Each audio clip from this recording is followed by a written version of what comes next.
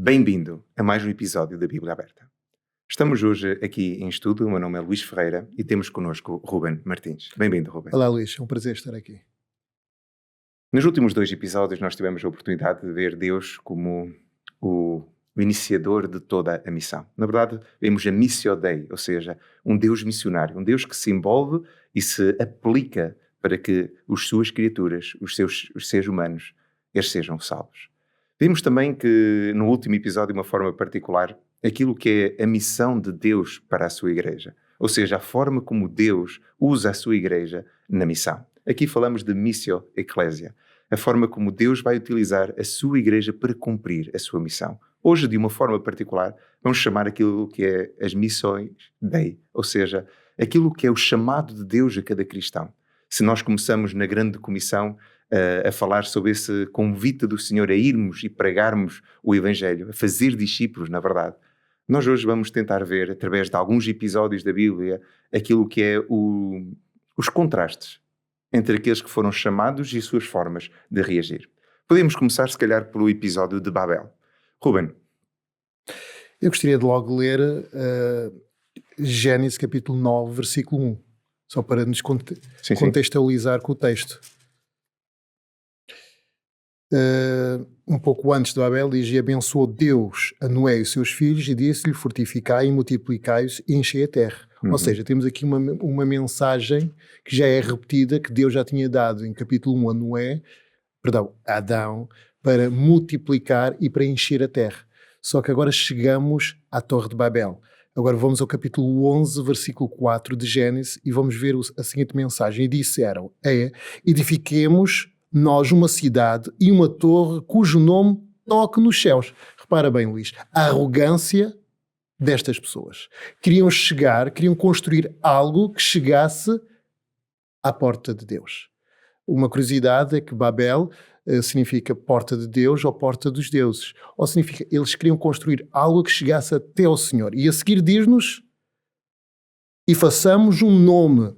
Por outras palavras, aquilo que eles estão a dizer, estes construtores queriam construir algo que perdurasse pela eternidade, que fossem eternos, ou seja, já eram arrogantes ao ponto de colocar Deus de lado, mas o final desta mensagem, deste desejo, deixa claro para que não sejamos espalhados sobre a face de toda a terra. Então quer dizer que de alguma forma eles estavam ali. Eles começaram a construir uma torre, se calhar por causa do dilúvio, com medo que Deus pudesse intervir novamente. E neste sentido, eles não queriam obedecer à missão que Deus lhes deu, ou seja, de preencherem a terra, mas pelo contrário, queriam se rebelar contra Deus, tentando criar o seu próprio nome e manifestando-se ali, naquele local, como a sua posição perante isso.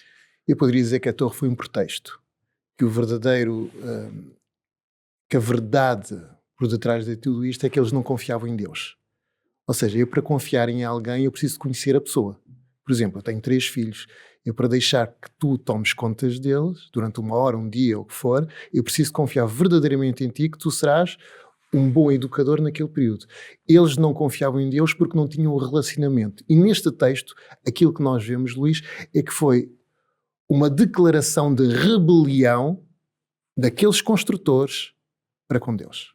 Ou seja, Deus deu-lhes uma missão. E eles optaram por não a cumprir. Pelo contrário, eles aplicaram as suas energias, a sua vontade para construírem para si, podemos até dizer, um nome. Isto é curioso porque, na verdade, quando nós rejeitamos fazer a missão de Deus, nós nas nossas vidas também tentamos criar um nome. Isto através do nosso trabalho, através, às vezes, da política, através dos nossos amigos, tentamos ser aquele mais querido ou mais amado. Até mais que nós podíamos também falar através da própria igreja. Às vezes não nos sentindo realizado no mundo ou na sociedade, nos nossos empregos, às vezes acredito também que não possa não ser tão consciente, mas nós também podemos criar aí, ou tentar criar um nome. Eu poderia dizer que nós às vezes podemos ser parecidos, de alguma maneira, entre aspas, com os construtores da Torre de Babel, quando de alguma maneira nós abrimos a Bíblia, lemos a Bíblia, entendemos aquilo que Deus diz lá, mas queremos adaptar aquilo que está escrito à nossa vida. Deus tinha dito claramente: espalhai, vão conhecer. Vocês têm que sair da vossa zona de conforto. Só que para eles era muito mais fácil, por uma questão de geográfica, ou por terem medo dos outros habitantes, quererem ficar ali. Ou seja, não quiseram conhecer a Deus. Não quiseram conhecer a Deus. Isso podemos correr o mesmo risco. Podemos até estar a trabalhar para Deus, a fazer coisas para Deus, sem na verdade fazê-las com Deus. Não é? Alguém me dizia há alguns anos atrás, Luís, uma frase que eu não entendia. Necessitei muito, eu diria que eu necessitei mais de 20 anos para entender. E esse pastor dizia, se nós colocássemos Deus em último lugar, repara bem o que ele dizia, se nós colocássemos Deus em último lugar, seríamos muito mais felizes. Eu não entendia. Eu dizia, isso não faz qualquer sentido. Mas hoje, com alguns cabelos brancos que tenho, já começo a entender as palavras sábias daquele homem de Deus.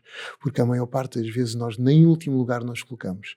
Eu diria, Luís, que às vezes nós colocamos Deus numa pequena caixa, fechamos a caixa e a caixa diz procurar apenas em caso de emergência.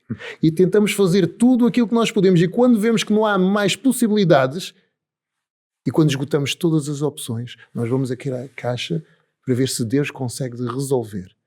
E um dos nomes de Deus que eu mais gosto é El Shaddai. Deus Todo-Poderoso. O Deus dos impossíveis. O Deus que faz o impossível ser possível. Sim. É curioso que nós somos capazes de abrir essa caixa nos momentos de dificuldade e ainda reclamar com Deus porque Ele permitiu que essas coisas pudessem acontecer. É a nossa natureza. É tantas vezes eu, e acredito que tu também, porque somos farinha do mesmo saco. Mas eu digo-te, Luís, como é que seria a nossa vida se nós aprendêssemos a confiar mais em Deus, não apenas nos dias de tempestade, mas em todos os momentos? Sim.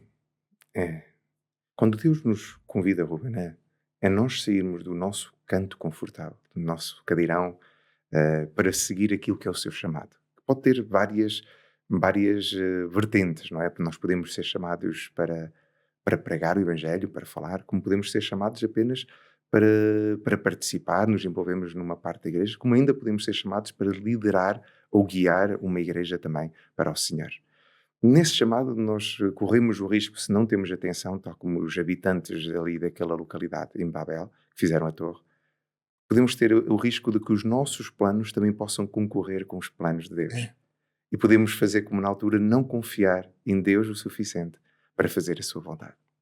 Eu diria que para não acontecer isso na nossa vida, que é fácil, aquilo que nós temos que fazer em primeiro lugar é esquecer daquilo que nós queremos, esquecer daquilo que nós pensamos, aquilo que nós esperamos, esvaziar-nos completamente para que o Espírito Santo consiga ter espaço para encher e para nos mostrar o caminho a seguir. Para nos usar. Exatamente. Então nós vimos aqui até agora um episódio do Antigo Testamento, a Torre de Babel, não é? Um momento muito característico porque o povo se revolou contra a vontade de Deus e tentou erguer para si um nome. Eu gostaria que agora nós fôssemos ao Novo Testamento, onde entre as várias comissões, como vimos no último episódio de Jesus, nós encontramos aquela de Atos 1:8, onde Jesus ele vem falar com os seus discípulos mesmo antes do momento de ele subir ao céu. E nós encontramos neste versículo, no versículo 8, que nos diz assim no capítulo 1 de Atos: Mas recebereis poder, ao descer sobre vós o Espírito Santo, e sereis minhas testemunhas, tanto em Jerusalém, como em toda a Judeia e Samaria, e até aos confins da terra. Ruben, como é que tu vês que o povo tenha recebido esta convocação da parte de Jesus? É interessante que estas foram as últimas palavras que Jesus deu antes da ascensão. Ou seja, o grande objetivo de Deus, quando nos chama, não é que nós fiquemos com o chamado e guardemos o chamado em casa, é que partilhemos com o nosso próximo. Ou seja, aquelas pessoas achavam que a mensagem de Deus era importante, só que era exclusiva aos judeus. Que, entre aspas, os gentios, pessoas de outros povos, de outras nações, não tinham direito à salvação, que a salvação era exclusiva para eles. Só que esse não era o objetivo de Deus. E agora pergunto, Luís, se Deus não tivesse havido uma intervenção de Deus, e eles tivessem continuado em Jerusalém, o que seria hoje de ti e de mim? Se calhar não estávamos aqui. Repara que a primeira coisa que eles fazem depois deste episódio, nestas últimas palavras de Jesus, é reunirem-se à espera que viesse então esse poder do alto. E 10 dias depois chegou um dos grandes momentos da igreja, que foi o Pentecostes. Sim. ali dentro da sala, a sala tremeu, desceram línguas de fogo, e o povo é capacitado de uma forma extraordinária para pregar a palavra de E Deus. nós vemos que um dos grandes objetivos deste derramamento do Pentecostes foi a evangelização. Sim. Repara que no Pentecostes o que é curioso é que nós vemos ali a falarem no capítulo 2, aqui vai desde o versículo 5 ao versículo 13, nós vemos ali pessoas de vários povos, de várias localizações. O que é curioso porque Deus manda, ou antes Jesus, no seu chamado, ele manda os discípulos pregarem em Judeia, em Jerusalém, Judeia, Samaria E e o aos resto confins do da terra, e com o momento em que Deus lhe dá o dom das línguas, ou seja, a capacidade de falar uma língua que todos pudessem compreender, nós vemos ali eles a pregarem a primeira pregação que Pedro faz, ele faz na verdade para pessoas de vários povos. Às vezes nós pensamos, quando Deus nos chama, que não somos capacitados. E olhamos à nossa volta e vemos pessoas, olha, aquele prega melhor, aquele tem mais jeito para as crianças, aquele tem mais jeito para isto ou para aquilo. Aquilo que nós podemos dizer à luz da Bíblia é que Deus, quando nos chama, vai nos capacitar. Deus não chama nem sempre os mais capacitados, Deus vai capacitar os chamados. A única coisa que eu tenho que fazer é não olhar ao espelho para tentar encontrar defeitos para o chamado e confiar naquilo que me chamou. Porque se Deus me chamou, a única coisa que eu tenho que fazer é colocar nas mãos dele. Os discípulos até ali, e aquele povo, tinha colocado um obstáculo na evangelização de pregar para outras pessoas. Mas Deus capacitou-os no momento que eles confiaram e retiraram tudo aquilo que estava a mais na sua vida. Por isso, deu-se o Pentecostes. Quer dizer que assim como Deus capacitou na altura os discípulos, Ele hoje também quer capacitar a cada um de nós. Porque o chamado não foi só para eles, como nós já vimos no último episódio, o chamado é para todos nós. Quanto mais eu confiar em Deus, quanto mais eu buscar a Deus, hoje eu posso não ter o dom para fazer aquilo. Mas Deus vai me capacitar. Deus vai aprimorar aquele dom que Deus me está a chamar. Agora, nós vemos que eles então ficaram ali por Jerusalém, pela Judeia, pelo seu grupo, Mas vamos dizer assim, confortável, de amigos, de pessoas conhecidas. Mas era muito mais fácil, Luís. É mais fácil. Uma questão geográfica, uma questão de língua, uma questão económica, e porque sair da sua casa envolvia ir para o desconhecido. E Perder o controle. Perder o controle total. Mas é curioso que vemos os episódios, depois em Atos 8, logo no primeiro versículo, algo surge naquela altura, não é? Vimos em contraste. Naquele dia levantou-se uma grande perseguição contra a igreja em Jerusalém. E todos, exceto os apóstolos, foram dispersos pelas regiões da Judeia e de Samaria. Quer dizer que se eles no início queriam ficar em Jerusalém, Deus permitiu que viesse, ou seja, que aquilo que no início já havia entre Jesus e os judeus, essa tensão que existia, que levou à morte de Jesus, ele continuasse após a sua ressurreição e que levasse, na verdade, a uma perseguição. Deus permitiu que isso acontecesse. E mesmo no meio das coisas más, nós vemos Deus também a intervir e a utilizá-las sempre para o bem. Mas é curioso aqui como apesar de eles terem-se mantido no seu lugar confortável, é no meio de um momento de tribulação, de dificuldade, que eles voltam para cumprir aquele que é o chamado de Deus. E é interessante que quando os problemas bateram à porta, Tertuliano tem uma frase muito interessante que diz: o sangue dos cristãos é a semente da igreja. E aquilo que eles não tinham conseguido fazer até então, com os problemas, a igreja avançou. E a Bíblia diz-nos que o mundo conhecido de então, o evangelho chegou a todo lado. Sim. Foi um momento de crise. E é curioso que, ao contrário do latim, que a crise tem aquele sentido caótico, que nós temos o mesmo contexto, quando falamos de uma crise, falamos de um problema. No grego, a palavra crisis, que é com capa em vez de C, ela vem significar um momento de decisão, de julgamento, um momento de oportunidade. Quer isso dizer que naquilo que foi esse momento, essa crise que foi gerada por aquele momento de perseguição dos judeus aos cristãos, nós vemos aqui também um momento de oportunidade. Sim. Que vamos ler logo no versículo 4, que os discípulos acabam por aproveitar, não é? Queres ler este versículo, Rubem? Mas os que andavam dispersos iam por toda a parte anunciando a palavra. Ou seja, parece que eram outras pessoas. Parece que todo aquele problema de guardar a mensagem apenas para eles já deixou de existir.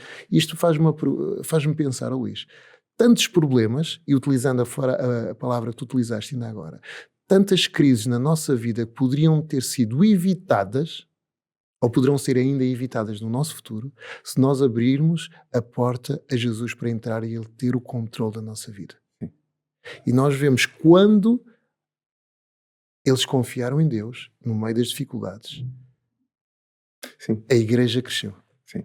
E é curioso que logo a seguir, se no início era um preconceito falar para samaritanos e outros povos, nós vamos ver que logo o versículo seguinte, ao versículo 4, o versículo 5, diz que Filipe desceu até à cidade de Samaria. E o que é que ele fez? Ele anunciava-lhes a Cristo. E diz que as multidões, repara, ao contrário de Jerusalém, que era o povo de Deus, nós vemos aqui as multidões unânimes, ouvindo o que ele dizia e as coisas que fazia. Os espíritos de muitos possessos saíam gritando em alta voz e muitos paralíticos foram curados. E houve grande alegria naquela cidade. Repara que nós vemos que as pessoas estavam prontas para escutar. As pessoas estavam à procura de receber a mensagem, este evangelho das boas novas. E os discípulos estavam com medo, com reticências em fazer. Mas hoje, Luís, desculpa interromper, não é diferente. Não é diferente. Estas pessoas estão lá fora. Nós não sabemos onde estão.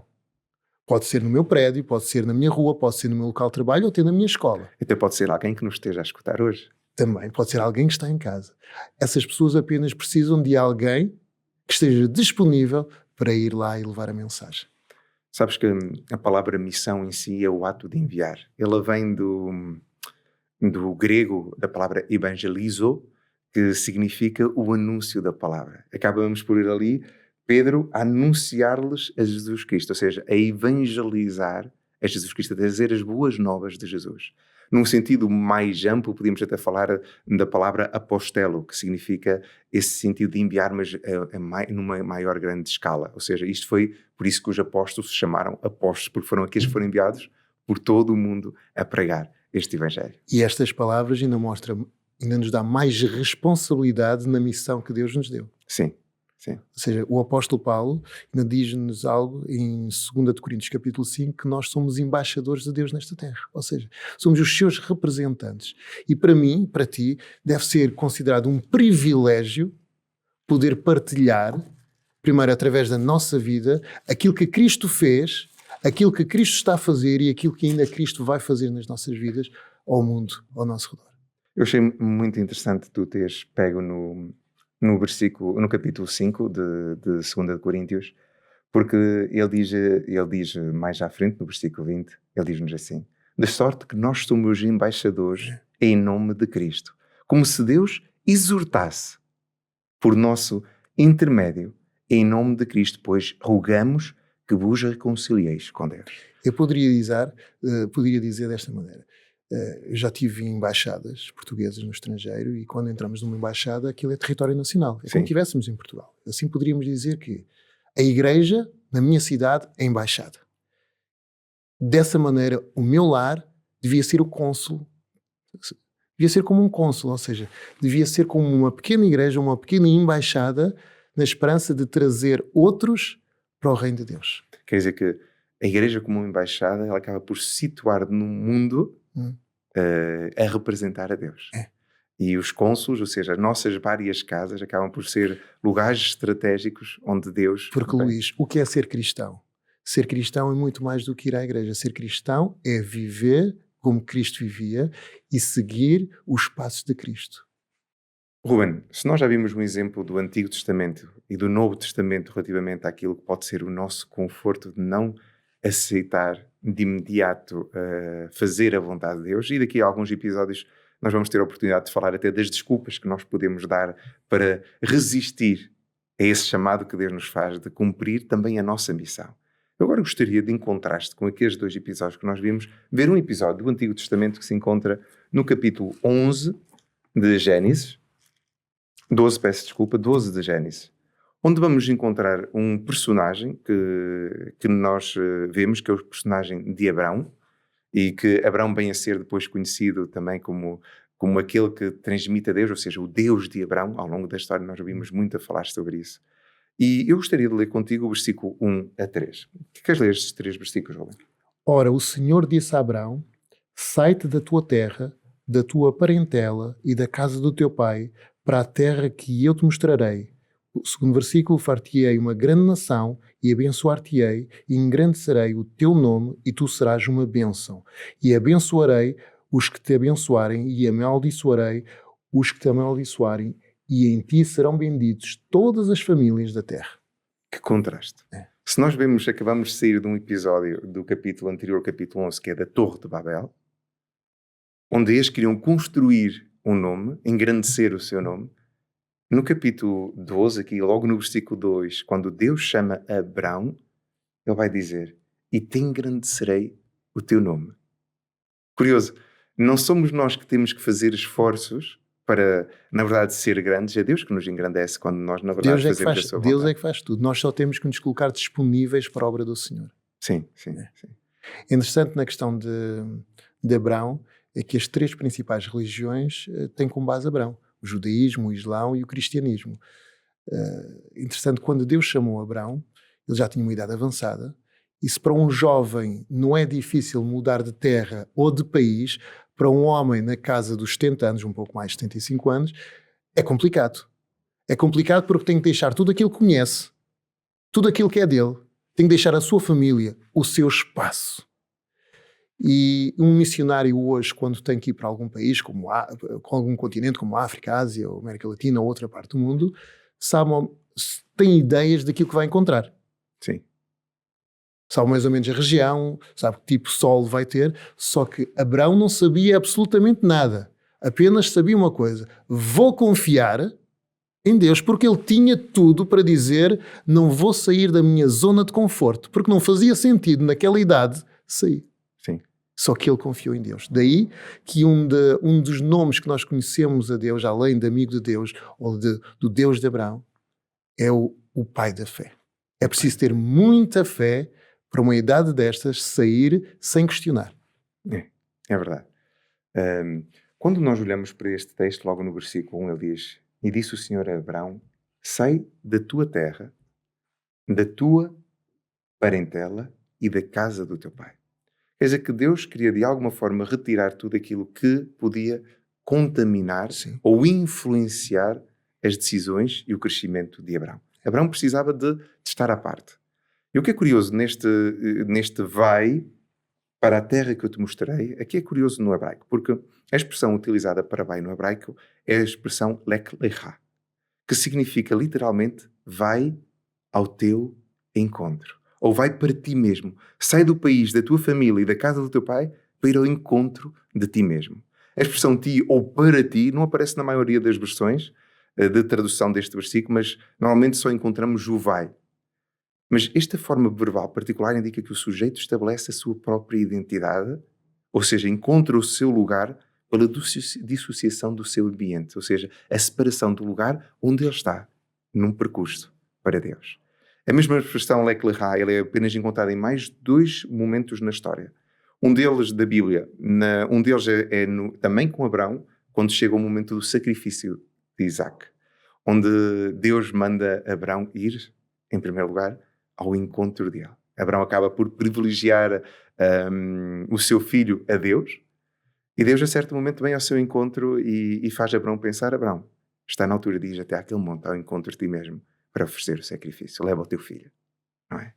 E é utilizado noutra vez, mas aqui já vai em Cantares, onde tem um significado também muito paternal, podíamos até usar com o pai de Abrão, mas creio que não é o momento para discutir um pouco isso. Deus diz a Abrão não apenas vem a mim, mas vai para ti mesmo. Abrão sair de Ur em obediência a este chamado de Deus, o chamado é para ir ao seu encontro em primeiro lugar. Um chamado para compreender quem é que ele é verdadeiramente. E ao compreender isso, compreender também quem Deus é, este Deus que o envia. Quer dizer que no nosso percurso para Deus, a primeira coisa que Deus quer que nós compreendamos é quem nós somos. O que nós somos. E ao nós encontrarmos o sentido da nossa existência, do nosso propósito de estarmos aqui, é aí que nós encontramos a alegria, e a felicidade para esses desafios que o Senhor nos encontra. É importante, isso é uma das perguntas mais importantes do ser humano. E a primeira pessoa a ter essa dúvida foi logo Adão, quando viu que o leão tinha a leoa, o cão tinha a cadela, mas ele não tinha ninguém. Quem sou eu? E quando nós sabemos quem nós somos, Hebreus capítulo 11, versículo 13 diz que nós somos peregrinos nesta terra, e quando nós sabemos que estamos apenas de passagem, que nós somos, utilizando o texto que há pouco dissemos de 2 de Coríntios capítulo 5, somos embaixadores de Deus, e quando temos a noção dessa mensagem, de partilhar, o amor de Deus vai ter outro sentido na nossa vida. Claro que sim. Claro que sim. Atender então ao chamado de Deus acaba por ser um processo até de individualização, se assim podemos dizer, é desconectarmos das influências e permitirmos encontrar em Deus, não é? Aqui há algo importante, porque apesar de ele viver numa sociedade mais avançada que em Canaã, ele seria ali na zona do Iraque, havia influência de outros deuses. Sim, muitos. E a nossa família tem sempre uma grande influência. Nem sempre nós somos justos em relação a algo que a nossa família faz em relação a outra pessoa. E para que ele pudesse ter esse percurso, como dizias, e muito bem, de conhecer a Deus e de se conhecer a Ele, foi necessário retirá-lo daquele ambiente para ir num ambiente onde, a zero, ele pudesse saber quem de facto é Deus. Apesar de ele já ser um adorador do Deus verdadeiro naquele ambiente. Sim. Que Abraão foi aquele que foi escolhido em toda a terra, não é? Era alguém que já procurava a Deus. Agora, há um bocado disseste uma expressão muito interessante, é nós sabemos quem nós somos. Quando eu sei quem eu sou, eu não tenho dificuldade com aquilo que os outros vão pensar, né? Ou que os outros vão dizer. Às vezes nós ficamos feridos e magoados quando alguém nos desdiz, ou seja, diz coisas que não são verdade de nós. Ficamos feridos, ficamos tristes. Mas a verdade é que se alguém dissesse alguma coisa que nós temos a certeza que não somos, nós não ficaríamos assim. Imagina, Ruben, que eu digo que és uma cenoura, és um brócolis, és uma couve. Isso feria-te de alguma forma? Depende do dia. Depende sempre do dia. Um dia que nós estamos agarrados a Deus não nos fere, porque nós temos que nos lembrar o seguinte. Às vezes, nós somos pessoas de emoções, nós damos mais valor àquilo que as pessoas vão dizer. E pensam, e às vezes até mudamos a nossa maneira de ser, a nossa maneira de estar, até as nossas roupas, mudamos tudo para agradar e estar de acordo com o caminho do Cordeiro. E damos pouco valor àquilo que Deus diz de mim. Sim. E aos olhos de Deus eu sou a coisa mais importante. E permita-me dar este exemplo. Nós temos as nossas impressões digitais. Sim. Não existe ninguém no mundo com uma impressão digital igual à minha. Porque Deus, quando me criou, quando nos criou, gostou tanto da obra final que disse: é a obra-prima da minha criação. Tu, Luís, tu és a obra-prima da criação de Deus, como eu, como cada pessoa. E quando olhamos desta maneira que nós somos príncipes e princesas, filhos do Deus Criador, nós vamos lembrar-nos que sim, eu tenho valor. Eu tenho valor porque sou filho de Deus. Isso quer dizer que não vamos dar atenção às coisas que nós sabemos que são irreais. Sim. A não ser que nós não tenhamos a certeza que nós somos.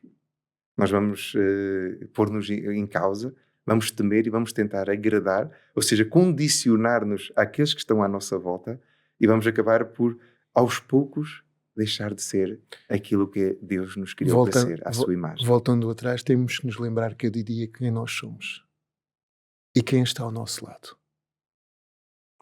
Porque provavelmente para Abraão não deve ter sido fácil quando resolveu sair de casa ouvir as palavras.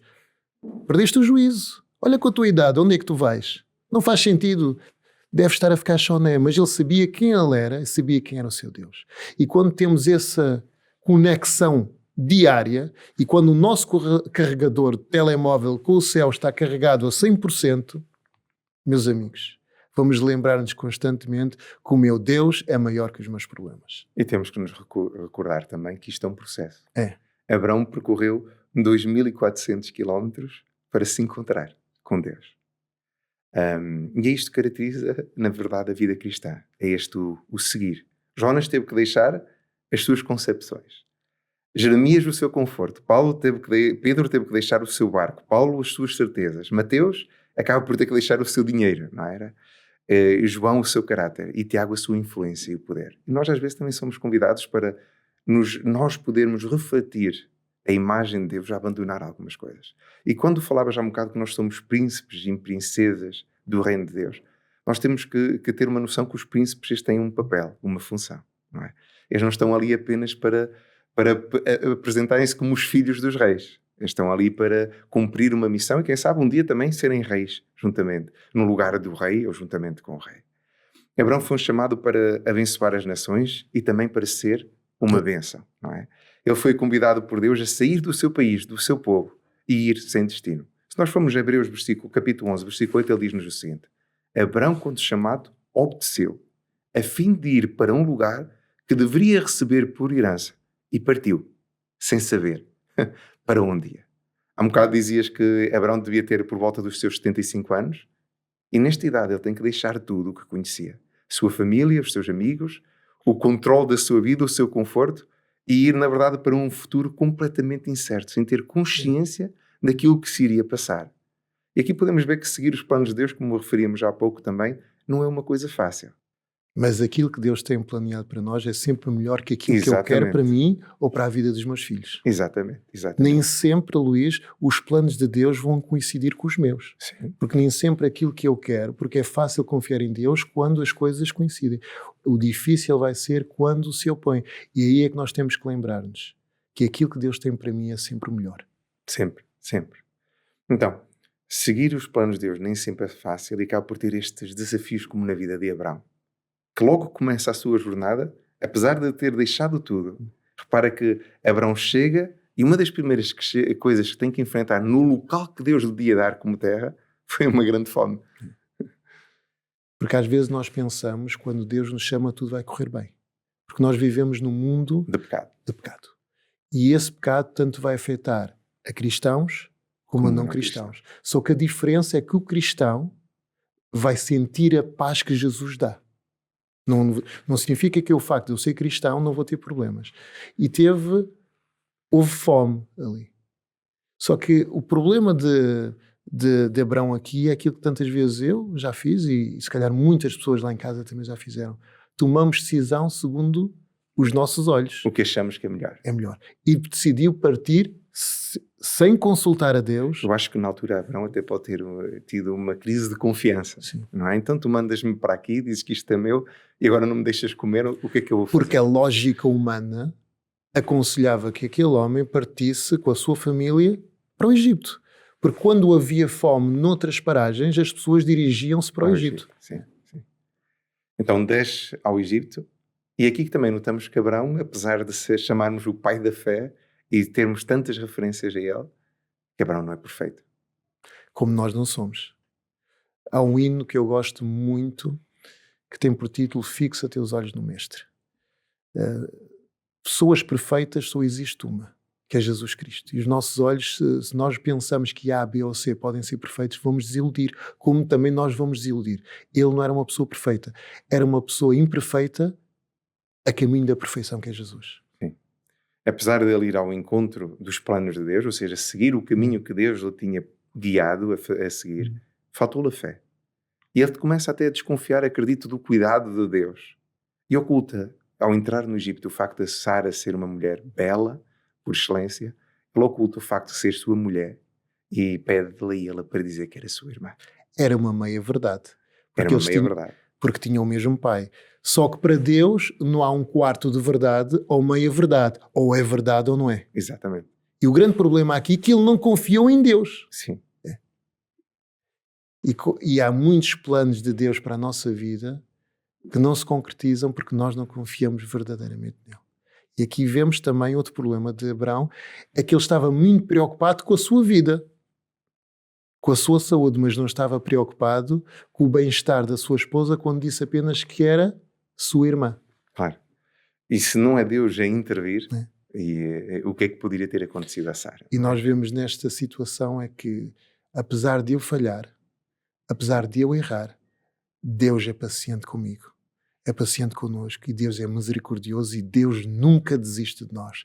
Deus é o Deus das segundas oportunidades. Deus foi lá com paciência buscar e resgatar Abraão. Sim. Quando Deus chamou Abraão, Deus conhecia as suas limitações. E ele já sabia que Abraão também iria errar. Ele já sabia, na verdade, que Abraão E não foi só este o erro. Abraão cometeu muitos erros na sua vida. Deus conhecia os defeitos de caráter e os outros defeitos também. Mas Deus tinha um plano para Abraão. E o plano visava em primeiro salvá-lo e através de Abraão, utilizá-lo a ele e à sua família como um testemunho para as terras por onde eles fossem. Onde quer que Abraão ele levantasse a sua tenda e se dirigia depois para qualquer outro lado, ele ao levantar a sua tenda, ele fazia um altar. E ao fazer esse altar, ele fazia ali os seus sacrifícios. E o altar continuava ali, mesmo quando eles partiam. O que é curioso é que acho que, e é curioso que há alguns escritores que dizem que os povos ao redor, as pessoas que estavam ao redor, nestas partilhas que Abraão ele foi tendo com elas, quando Abraão saía e se dirigia para outra localidade, eles iam lá e ofereciam sacrifícios ao Deus de Abraão. O que é curioso. Quando Abraão então seguiu o caminho, o altar ficava, e as pessoas envolventes então elas iam à procura de também conhecer esse Deus de Abraão. Estamos a falar de um homem que compreendeu que tinha um chamado e uma missão no seu percurso para a Terra Prometida. E quando ele via esta missão, ele tinha uma Terra Prometida e ele não se demorou a cumprir o seu chamado. Ele saiu logo. E sabia que não era para ir de férias, apesar de ter que fazer as malas e percorrer. Não era para usar os seus bens também no seu próprio proveito, mas era para ser uma bênção para aqueles que estavam ao seu redor. Quando nós permitimos-nos dar voz aos nossos medos, fazer a nossa vontade ou fazer as coisas do nosso jeito, tal como Abraão, nós acabamos por tornar as coisas pior. Louvado seja Deus que na sua grande misericórdia Ele interviu e sabemos que Deus é um Deus de paciência. É bom saber que, apesar dos nossos erros, das nossas falhas, como dizias há pouco, se nós nos apegarmos de coração ao Senhor e nos submetermos à sua vontade, Ele não só perdoa as nossas faltas e pecados, tal como Abraão, Ele quer restaurar-nos e utilizar-nos para a missão que Ele teve. É verdade. E esse é o grande trabalho que Deus quer fazer na nossa vida. Se nós permitirmos, Deus poderá fazer grandes coisas. Porque Deus, quando olha para mim e para ti, não olha para aquilo que eu sou agora, nem para aquilo que eu fui, mas para aquilo que eu poderia vir a ser um dia com Ele ao meu lado.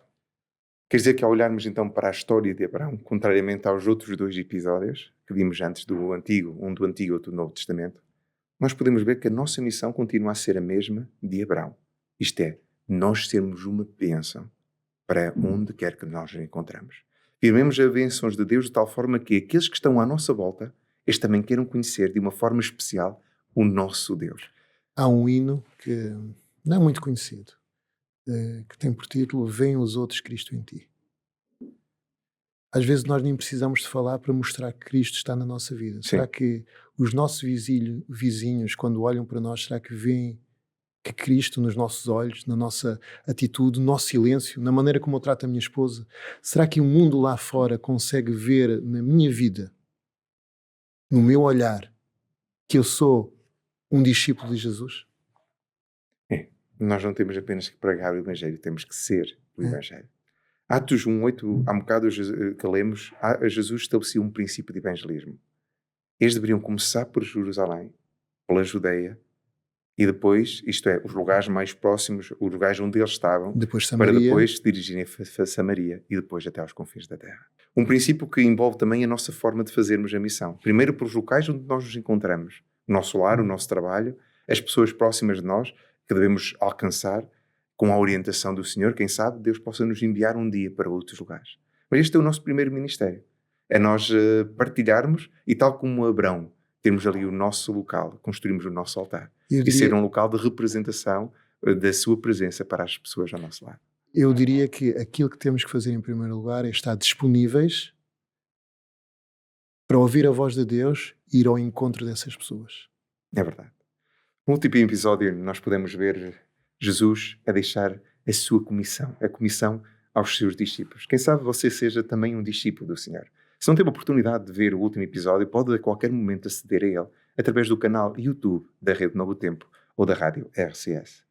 Nós vemos que neste chamado que Jesus fazia, e tivemos a oportunidade de estudar esse chamado nos vários evangelhos e no livro de Atos, havia fatores comuns. O primeiro deles era o desejo de Deus derramar sobre nós o Espírito Santo. Ou seja, conceder-nos a audácia, a capacidade de nós irmos e falarmos aos outros dele.